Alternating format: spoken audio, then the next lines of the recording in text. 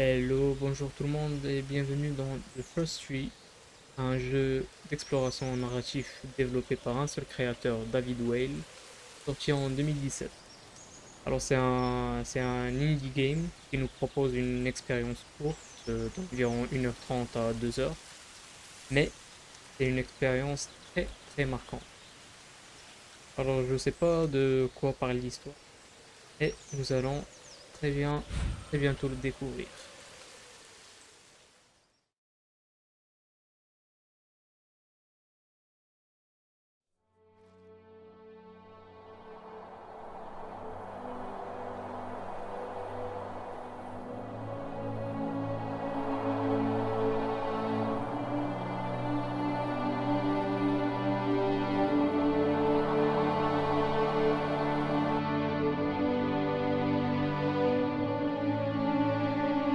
Visuellement c'est beau.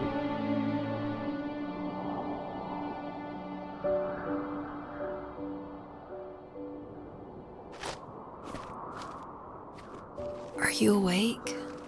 I thought I heard you get up. Yeah, I'm awake. Sorry, I just can't sleep. Are you thinking about him? Yeah, a bit. You should get back to sleep, my love. I'm fine.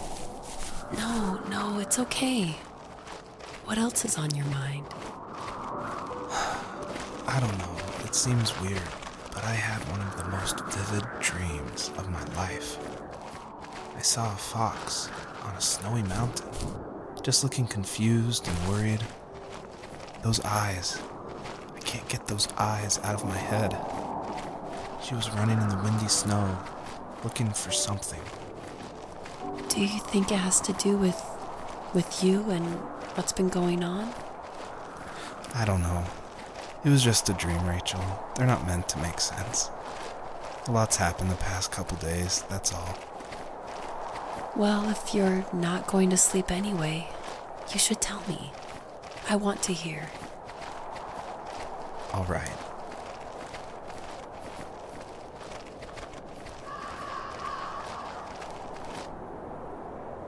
Oh, je crois qu'elle est morte. So, not far from her home, she followed that path to something unexpected. Mais non.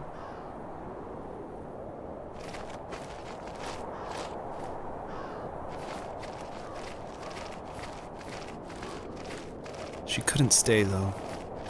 She had to find her other two children. So she took that path. She followed it towards something ancient. Something with answers.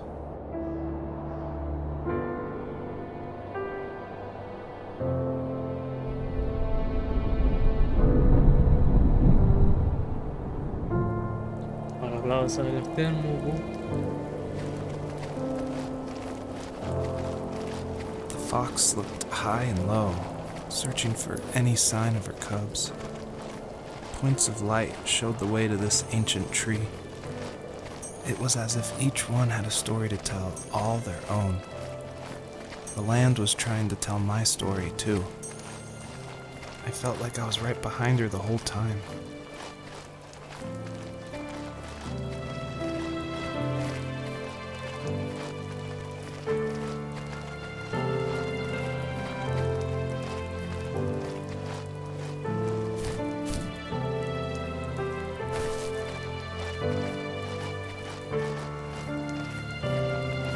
Bon, c'est dommage qu'on a perdu notre enfant. Mais il nous reste encore deux petits à trouver.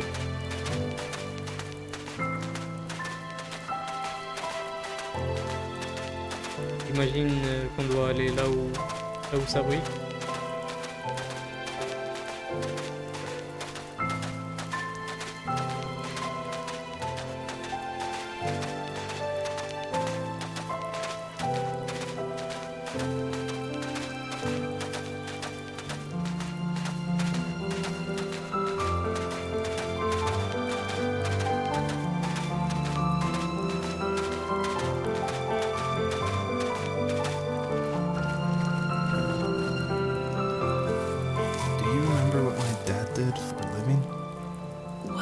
like a lumberjack?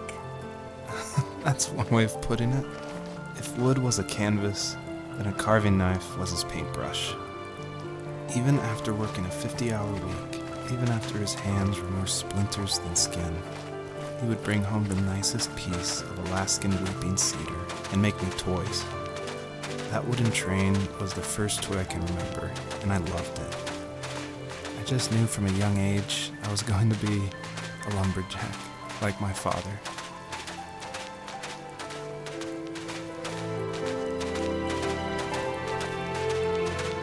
La musique aussi, elle est géniale.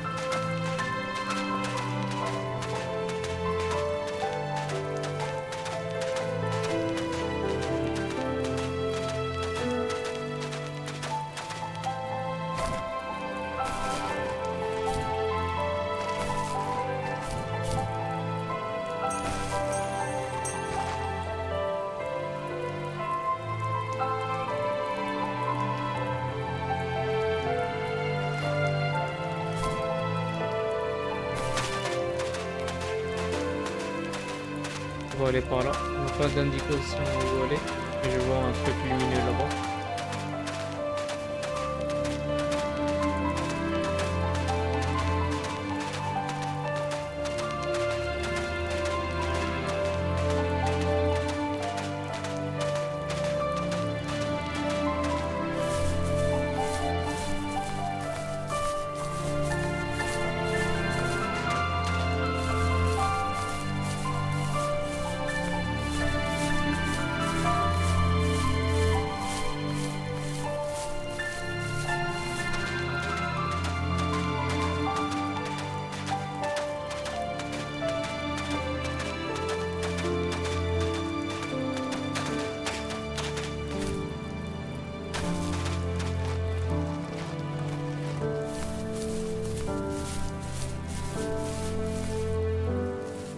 The older I got, the more I withdrew. I asked myself, why talk to anybody anyway? Why bother when I'm happy by myself? I started drawing a lot, mostly animals I saw in the woods by my home. I then imagined designing my own hideouts with things like TVs and pantries full of chips and cookies. I think that idea of leaving home and drawing blueprints started my career. I found a lot of solace in that. I'm not surprised, but I did the same thing, you know? There's something special about having a place to call your own. And now look at us. Well, if you count renting in an overpriced city. It's as close as we can get for now.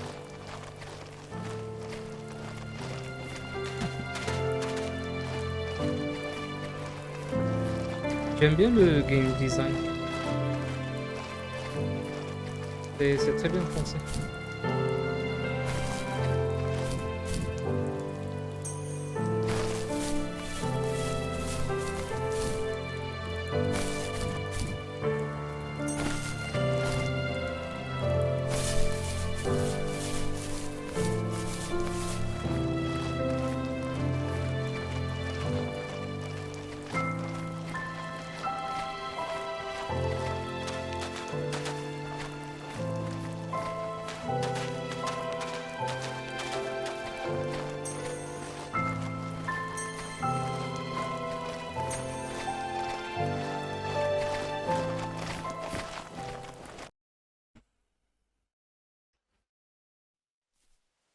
Là, on est parti où là?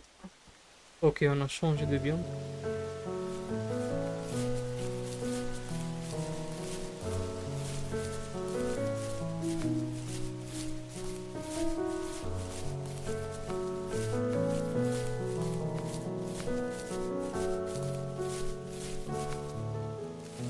My teenage years were full of sketching, angst, and trouble.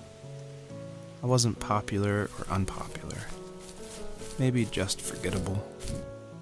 I guess that gave me a sense of freedom, so I hung out with crazy kids doing crazy things, even though I mostly just watched the chaos ensue. We did it all. Put fireworks in mailboxes, hide roadkill in people's garages, break windows of the barber shop in Anchorage. My dad was furious, but he was so busy working he couldn't do much to stop me from going out. I think being an adult means there's no one to stop you making hard decisions. He had to make a living, and he couldn't be in two places at once. Yeah, I realize that now. But at the time, I was sure he was more interested in growing his business than what was going on with me.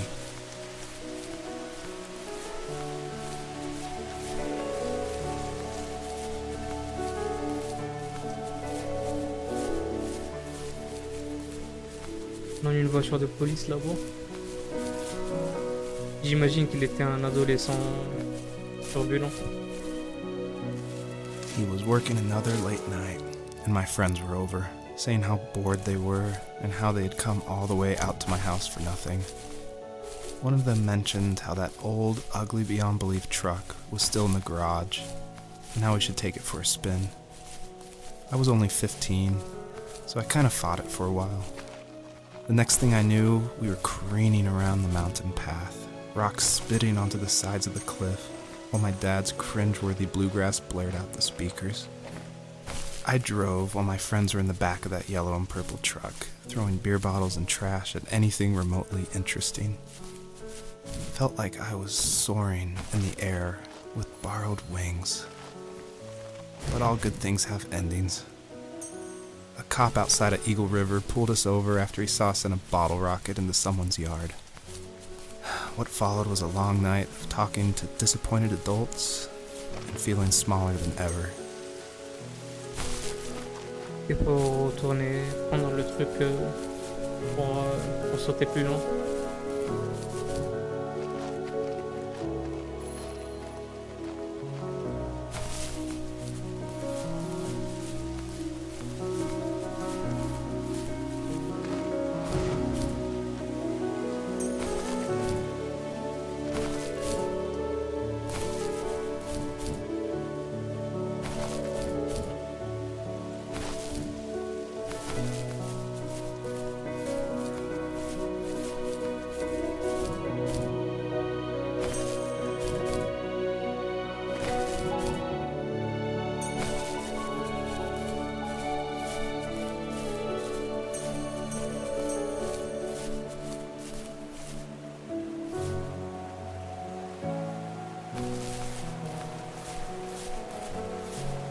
Et c'est magnifique.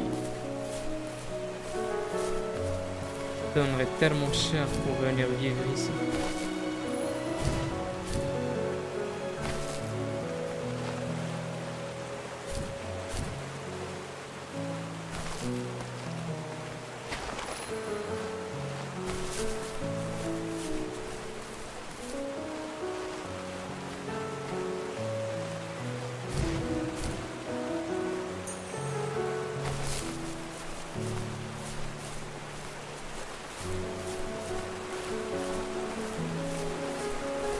Imaginez, ce jeu a été fait par une seule personne.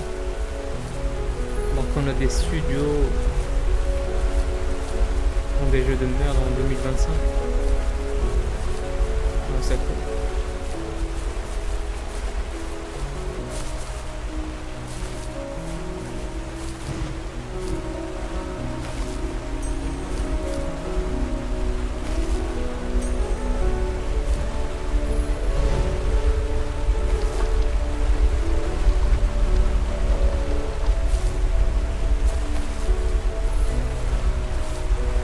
Pas où dois-je aller? J'imagine c'est par là.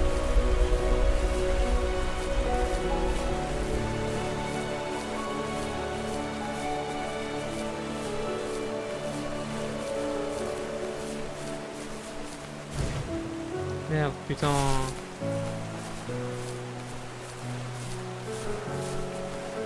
Peut-être faut que je garde le truc.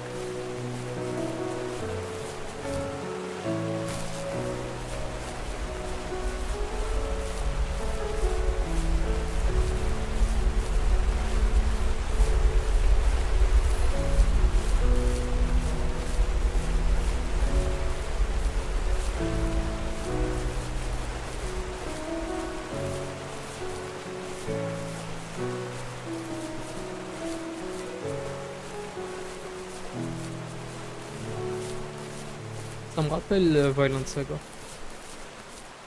Ambiance posée, quoi. Il faut récolter 3 de ces trucs. Et...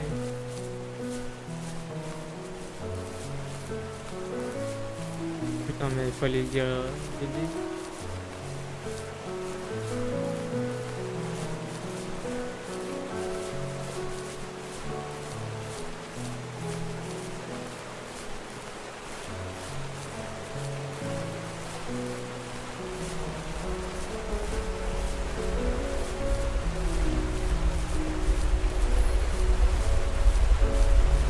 On va le prendre celui tout en haut.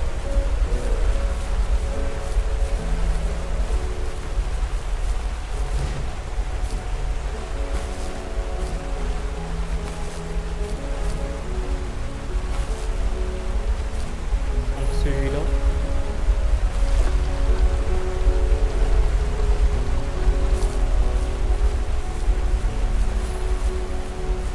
Le deuxième.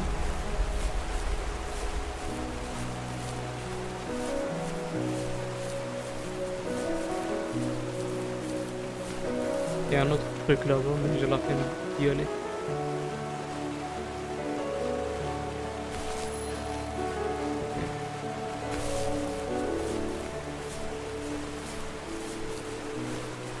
My friends would laugh about that night and talk about how crazy it was.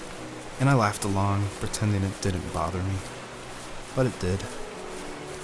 I imagined my friends growing old in the bush, unable to find that thrill in those godforsaken ice fields.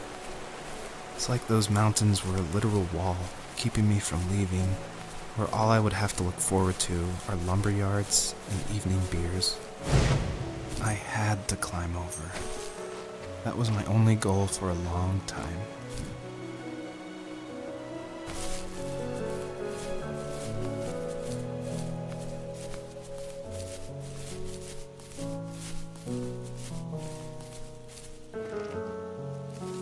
If there was some way I could take my love of drawing and turn it into a way of escape, nothing would make me happier. I wanted to create instead of tearing trees down. I wanted to move to the lower 48, not because I hated it there in Alaska, but I hated the idea of it.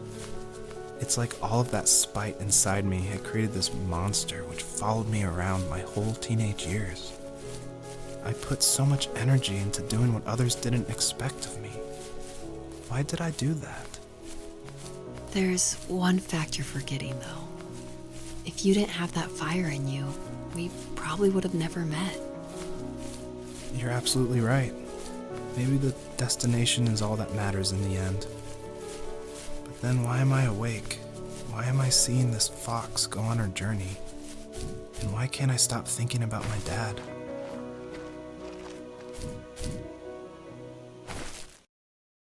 Ok, changement de biome.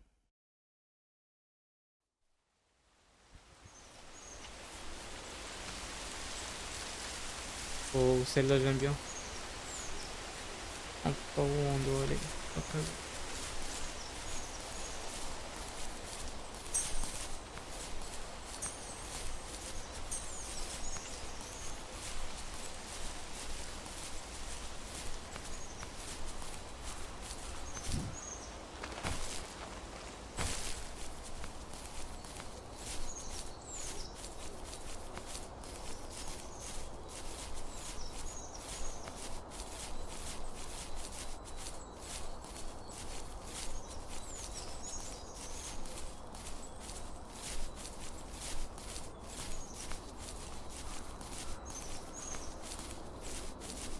C'est dommage que ça soit beaucoup trop vite.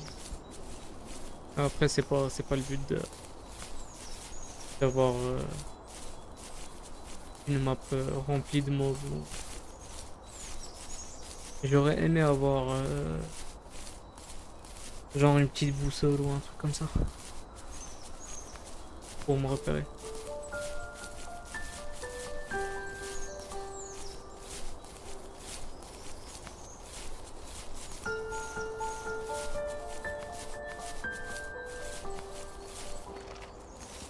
On our property, there were old abandoned pieces of a shed and car long left unused.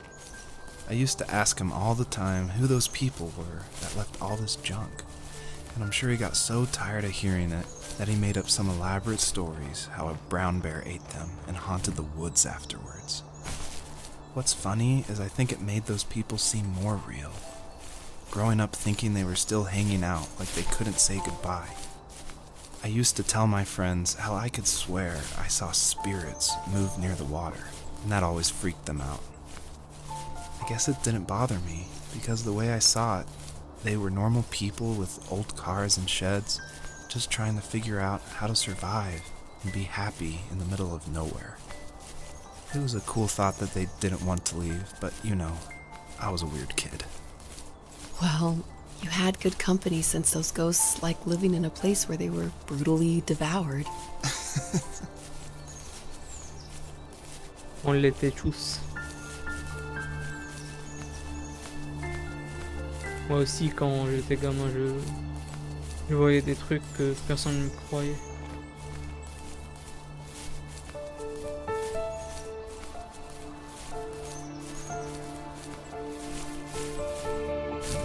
On fait par là.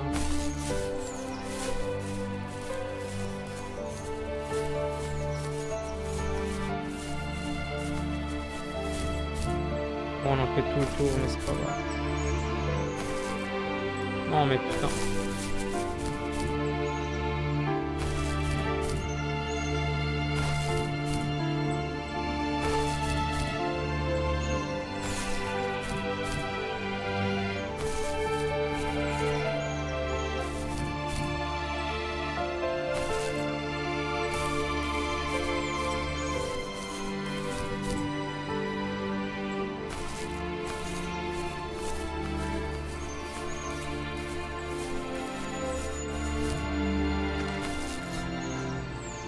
C'est quoi?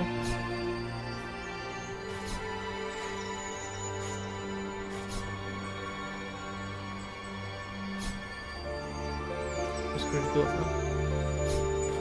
Ah, ok. Ah, elle descend en bas, je dois appuyer sur...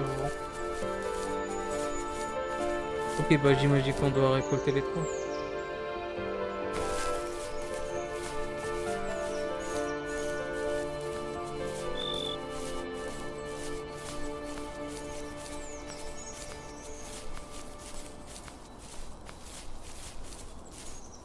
Il y a un autre point lumineux là-bas. On va se diriger vers cet endroit-là.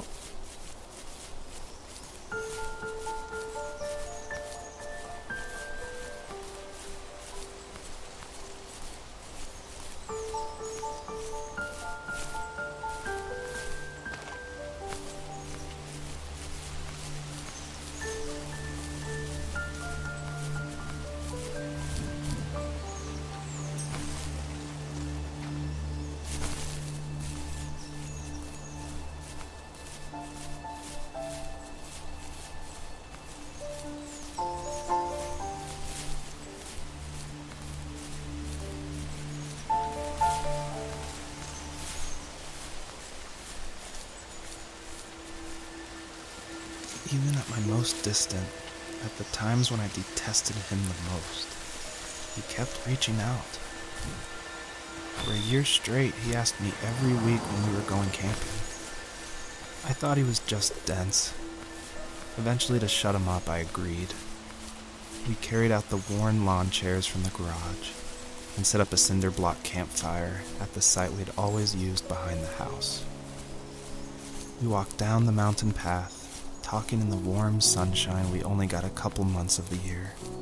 Those 3 obsidian rocks shimmered alongside the shore, almost like sparklers pressed against a dark window. I'll never forget that wet stone on my feet, or how those massive mountains looked even bigger in the lake's reflection. I felt small, but grateful. As the sun set, my dad found something I hadn't seen for a long time. The tree where I'd made my first carving when I was 6. I hadn't even carved it. My dad had helped me, but I still called it my tree. Something about seeing my name there made me open up and we talked about everything that night in that old camouflage tent. I told him how much I love sketching and design, and how it would be a dream to study architecture in Seattle. I told him how I didn't get along with my friends much anymore, but that I didn't mind being alone. He told me he was there for me, and he joked that if all he had to do was write my name on a tree to finally get me to talk, he would have left me carved logs with novels on them in front of my room every morning. I don't know why it took me that long to realize it, but it was then I knew how much he had sacrificed for me. Et oui, l'amour d'un père. My dad built a lot of stuff in his free time. If he wasn't watching fly fishing or reading Tom Clancy novels, he was carving something. He made tons of birdhouses. Not that he was into bird watching, but I think he really missed working and adding on to the home. If he couldn't afford the time to build onto our own house, he would have to settle with watching birds move into their little homes. We kept an old mattress in the bed of that ugly yellow truck, so we would drive it deep into the woods and then watch the birds fly into their houses while the sun set. Usually it was accompanied by venison jerky or a cold Coke, but not a lot of talking, which is how we both liked it.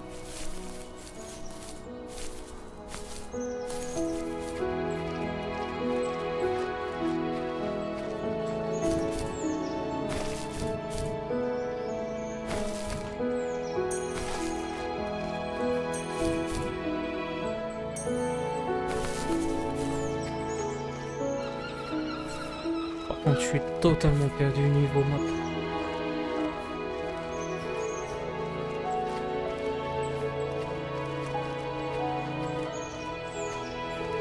Où je dois aller?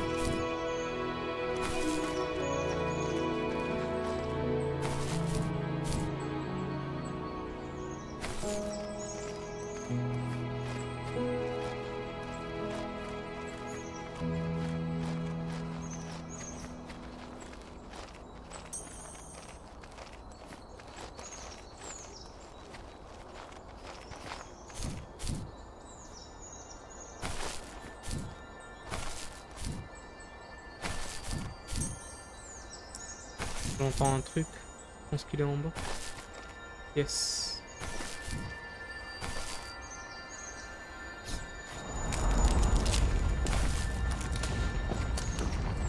Ok. Je pense que le truc qu'on a vu au début, les branches, elles ont disparu. Je pense que c'était dans cette direction-là.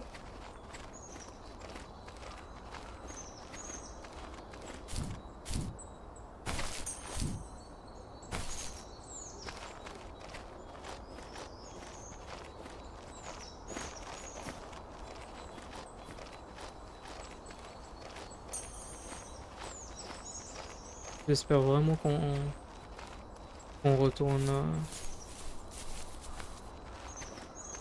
là où on était.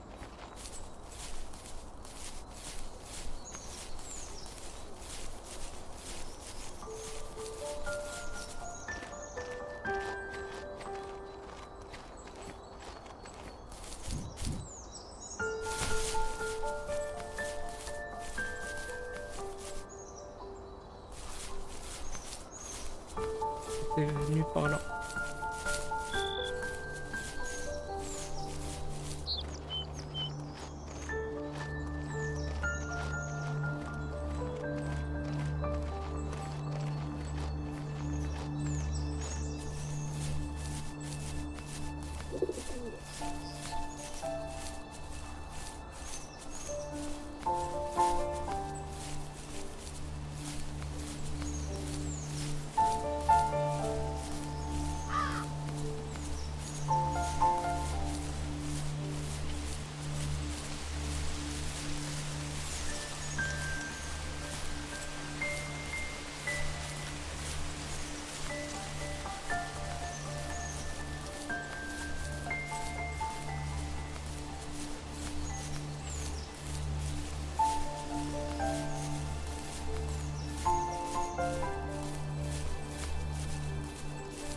C'est par là. vois le chemin dégagé.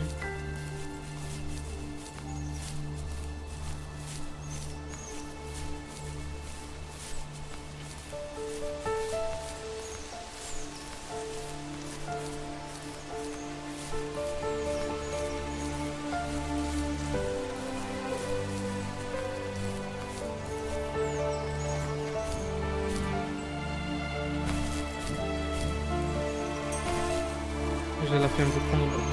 Oh, il y a quelqu'un là-bas. The perpetrator stood nearby, unfazed, like nothing was wrong. My dad is dead, and he's never coming back, Rachel. I can tell you these stories, but I can never reminisce with him again. He can never hold a grandchild that we'll probably never be able to have. I can never talk to him again, and I'll never be able to say I'm sorry for everything.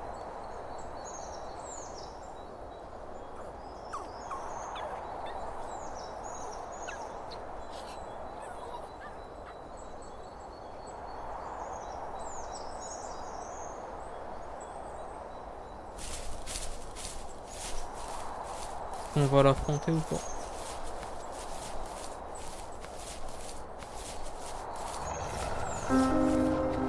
Tant pis.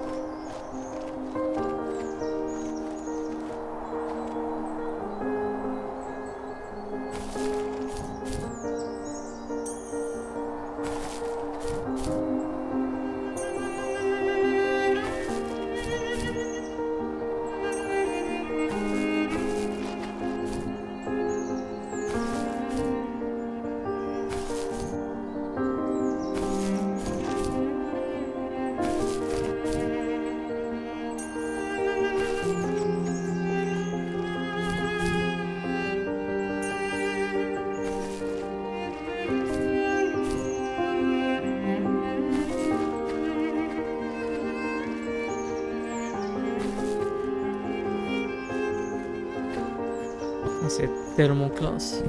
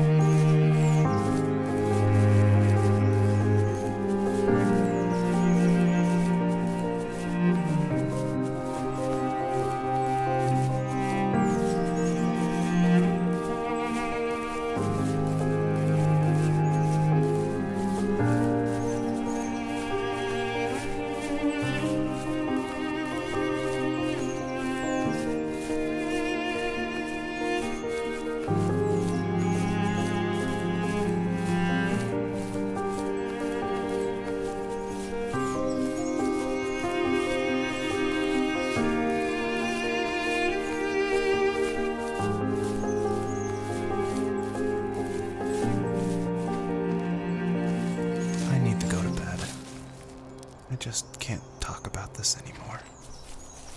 Good night. J'évite de trop parler pour vous laisser profiter de la musique et aussi des dialogues. Du coup, si je reste silencieux, c'est juste pour ça. que, il faut l'avouer, les musiques dans le jeu ici sont magnifiques.